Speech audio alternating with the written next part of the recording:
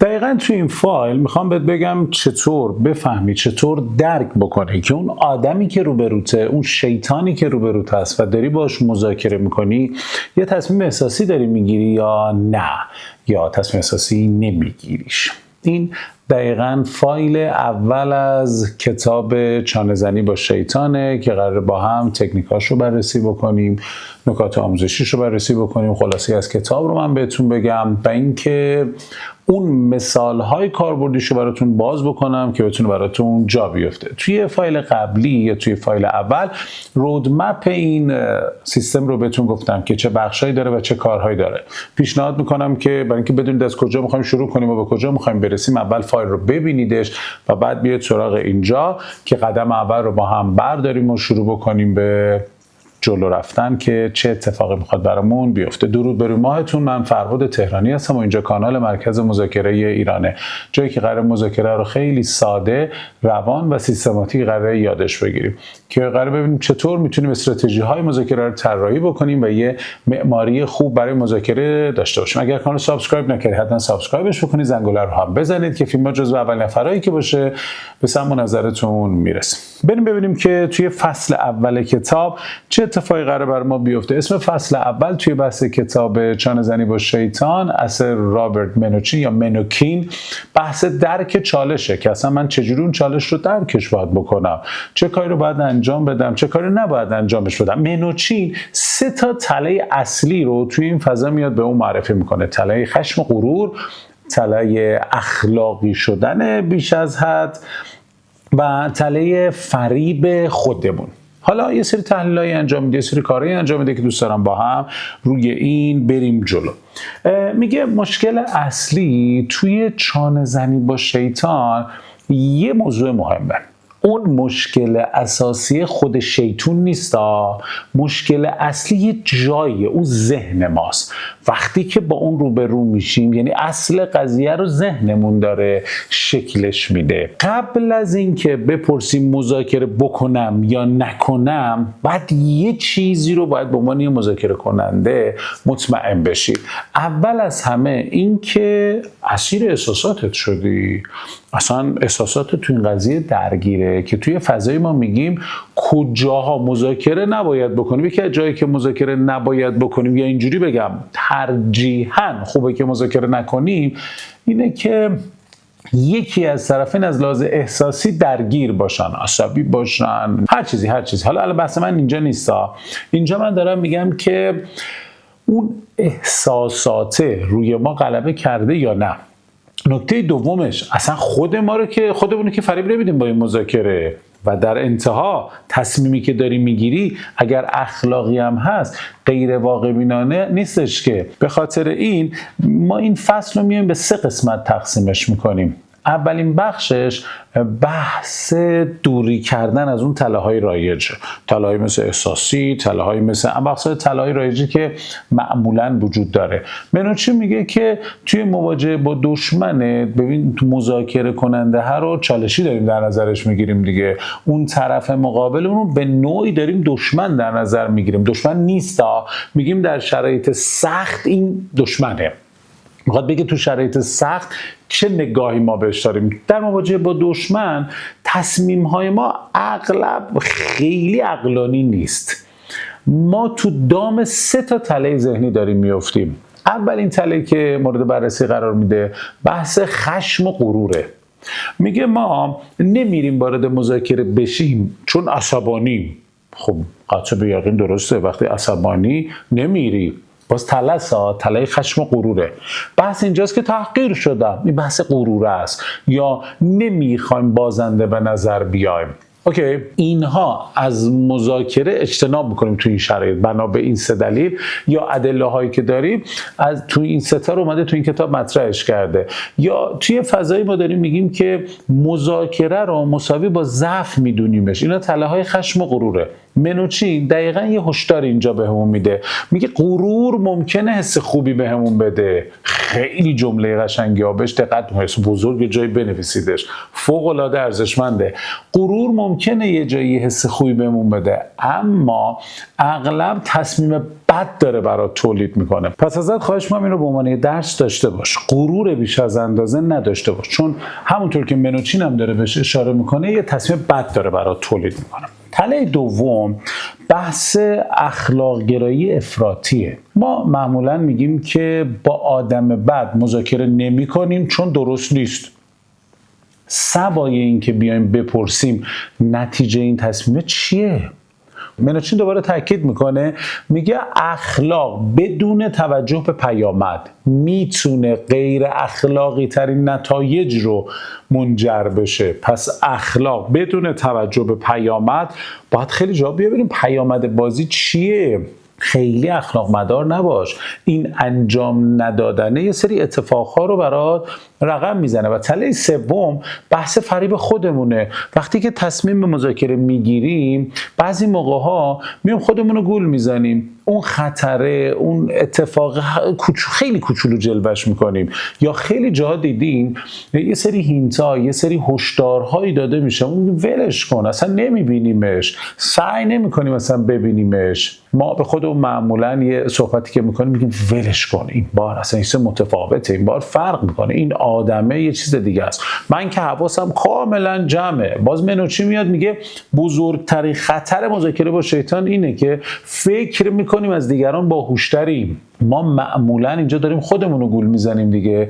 پس یادت باشه که وقتی که داری یه همچین چیزی تو ذهنت داره نجوا میکنه، داره زمزمه میکنه با خودش، حواست باشه که بزرگترین خطر مذاکره با شیطان اینه که فکر میکنی ازش از دیگران باهوشتری، که این یه فریب خودته.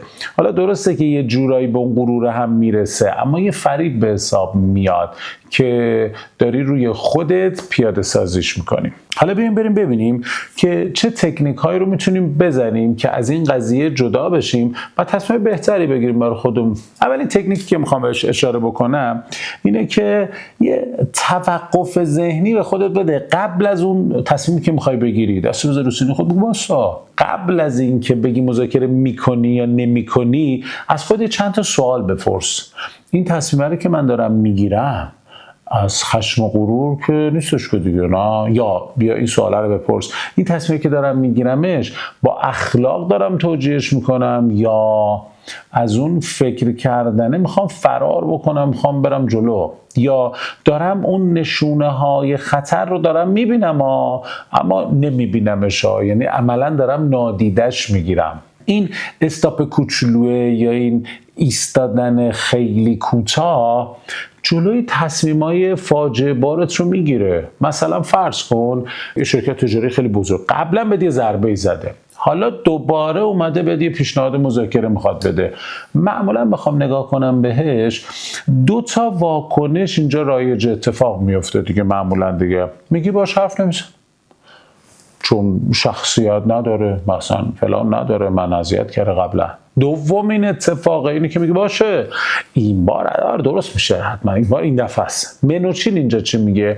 میگه قبل از اینکه هر دو تا تصمیم رو بگیری بیست کار نداشتش، ببین کدوم تله ذهنی تو رو داره هول میده، چقدر خوشگل داره، چقدر قشنگ داره به این اشاره میکنه. قبل از اینکه شروع کنی باش حرف زدن، ببین کدوم تله ذهنی داره هولت میده و میگه برو جلو یا نرو جلو. این بحث تله ها بود که با هم بررسیش کردیم. بریم سراغ بحث دوممون، بخش دوممون تو همین فصل اول، که ارزیابی بکنیم هزینه ها و منافعمون رو تو مذاکره کردن. دقیقاً میگه اینجا، حالا میگه تله ها رو گذروندیمش، ردش کردیم، دقیقاً وقت اینه که من بیام رو عقلانیتم به تصمیم بگیرم، نیام رو بحث احساسی تصمیم بگیرم.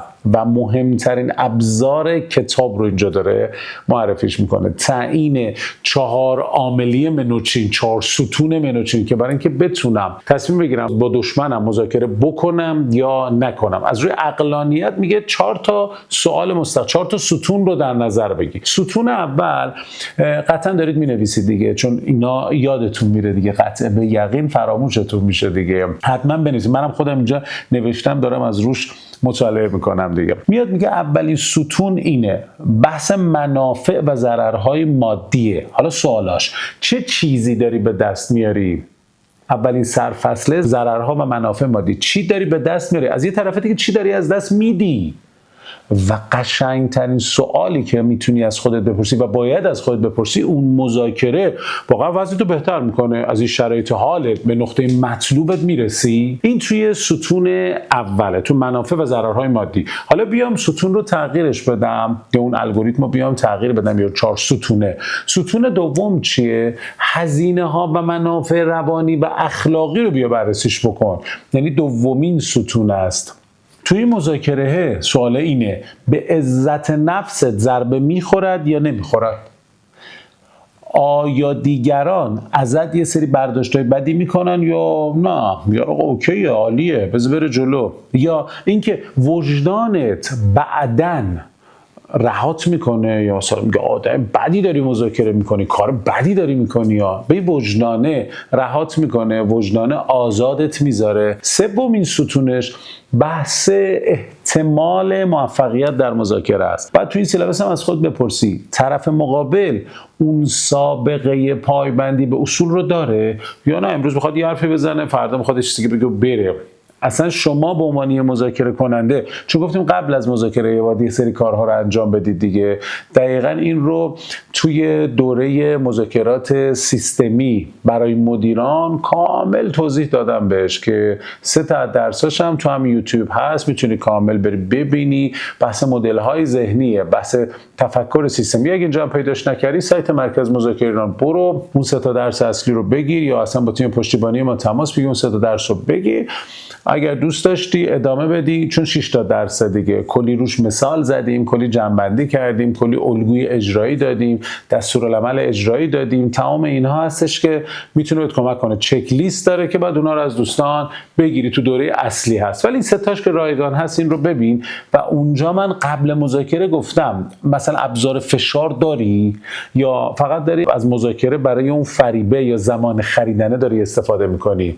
پس اینا احتمال موفقیت مذاکرات رو میتونه افزایش بده. و 4مین گامش بحث اون پیامدهای بلند مدته که داری، که باید با خودت چک بکنی که این مذاکره دشمن رو مشروع میکنه، دشمن رو بهش بها میده، یا یه زاویه دیگه که بخوام بهش نگاه بکنم.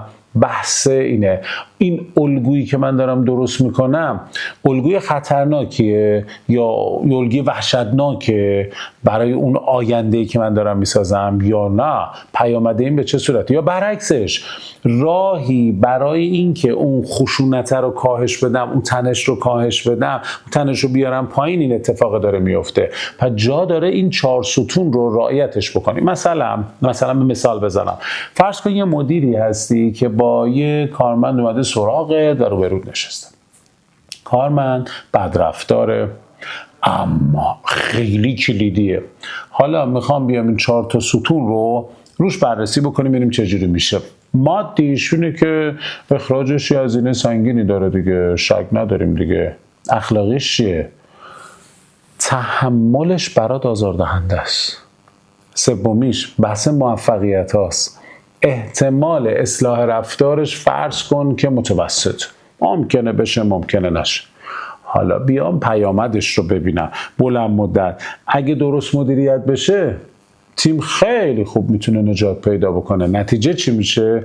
شاید یه مذاکره سخت خیلی بهتر از قطع رابطه باشه. پس من میذارمش تو این 4 ستون، 4 تا عامل بررسیش میکنم، بعد اونجا تصمیم میگیرم که از روی عقلانیت مذاکره رو انجام بدم یا انجام ندم. بریم تو بخش سوم همین فصل اول که بحث شناخت حقایق و اخلاقه. میاد میگه منوچهر اینجا تو این بخش میاد وارد عمیق‌ترین لایه بحث میشه. اون خوشگل بهش اشاره میکنه، میگه بزرگترین ترس ما اینه که با اون مذاکره اشتباه اخلاقی مرتکب بشیم. اما یه جای دیگه هم میاد یه هشدار خیلی زیبا بهمون میده، میگه اخلاق فقط نیت نیست، اخلاق نتیجه هم هست.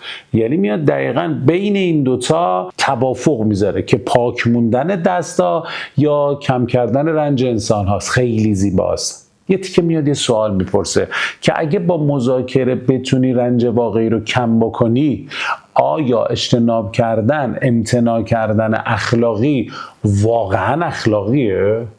چقدر سوال کلیدیه. پس اخلاق فقط نیت نیست، اخلاق نتیجه هم هست. گرفتی؟ متوجه شدی؟ آیا پاک موندن دستات مهمه یا کم کردن رنج آدم ها؟ پس بیا این رو باهاش کامل بررسیش بکن. حالا من میخوام یه تکنیک راجع به این بخش سوم بگم بهتون. بیام بگم من مثلا تفکیک بکنم بحث مشروعیت اخلاقی رو با اون همکاری عملیه. منوچهر دوباره اینجا میاد میگه مذاکره مساوی نیست با تایید اخلاقی. گفتگو هم موافق یا مساوی نیست با اون همدستیه. میگه تو میتونی بدون تایید ارزش‌های طرف مقابلت صرفاً برای اینکه آسیبی رو کاهش بدی وارد یه مذاکره بشی، اما مشروطه. پس تو میتونی بدون تایید ارزش‌های طرف مقابلت صرفاً برای اینکه یه آسیبی رو کاهشش بدی میتونی وارد مذاکره شی، اما مشروطه به اینکه خطوط قرمزت شفاف باشه. پس اون رد لاین هاست که به دفعات در موردش توضیح دادم و مقالات خیلی خوبی هم روی سایت مرکز مذاکره ایران هست.